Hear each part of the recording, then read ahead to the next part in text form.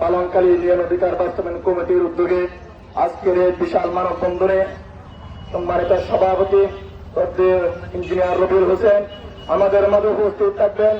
বাংলাদেশ জাতীয়তাবাদী দল বিএনপি উকিল উপজেলা শাখার সংগ্রামী সভাপতি, উকিল উপজেলা পরিষদের সাবেক সফল চেয়ারম্যান, জননন্দিত জননেতা জনাব সরওয়ার জাহান চৌধুরী আমাদের মাঝে উপস্থিত আছেন।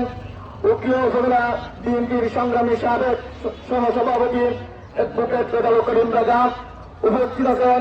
পালংখালী ইউনিয়ন বিএনপির সংগ্রামী সভাপতি শ্রদ্ধেয় সভার হেলালুদ্দিন মেম্বার উপস্থিত। পালংখালী ইউনিয়নের শিক্ষিত বেকার ছাত্র জনতা বক্তব্যের শুরুতে পালংখালী ইউনিয়ন অধিকার বাস্তবায়ন কমিটির পক্ষ থেকে শুভেচ্ছা এবং আমার সালাম দিন। আসসালামু আলাইকুম। প্রিয় পালংখালীবাসী, আপনারা জানেন 2017 সালের 25 আগস্ট মায়ানমার রাখাইন রাজ্যের সেনাবাহিনী ও মানবিক নির্যাতনের শিকার হয়ে প্রায় 12 লক্ষ রোহিঙ্গা জনগোষ্ঠীর আমাদেরকে আটক নিয়ে আশ্রয় দেন। এই রোহিঙ্গা জনগোষ্ঠী বাংলাদেশে আশ্রয় নেওয়ার সাথে সাথে আমাদের এই জনগণের অনেক পরিস্থিতিগ্রস্ত হয়েছেন। আজকের এই মানববন্ধন থেকে সাংবাদিক ভাইদের মাধ্যমে আমি বাংলাদেশের অন্তর্বর্তীকালীন সরকারকে অনুরোধ জানাবো অতি দ্রুত এই রোহিঙ্গা জনগোষ্ঠীকে ফেরত করার ব্যবস্থা করুন। কারণ এদের কারণে এই সীমান্ত জনপথে আমাদের কৃষি জমি থেকে শুরু করেন স্থানীয়দের সার্বিক নিরাপত্তা এবং শিক্ষা ব্যবস্থা থেকে শিক্ষা ব্যবস্থা সহ অনেক ক্ষতিগ্রস্ত হয়েছে।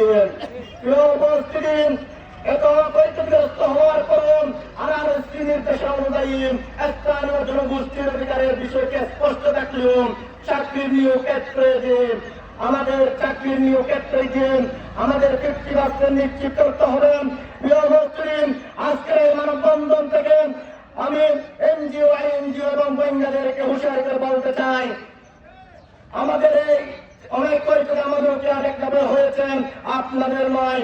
তাই আমাদের এখানে চাকরি সহ ক্যাম্প ব্যবস্থাপনায় 50% নিশ্চিত করতে হবে। অন্যথায় আন্দোলনে আছেন, আন্দোলনে থাকবেন। এই লোকে আটেকনাবের শিক্ষিত বেকার ছাত্র জনতাকে সাথে নিয়ে আমরা বৃহত্তর আন্দোলন ঘোষণা করবো বলে এই আশা ব্যক্ত করে আমার সংক্ষিপ্ত বক্তব্য জানলাম। ধন্যবাদ সবাইকে।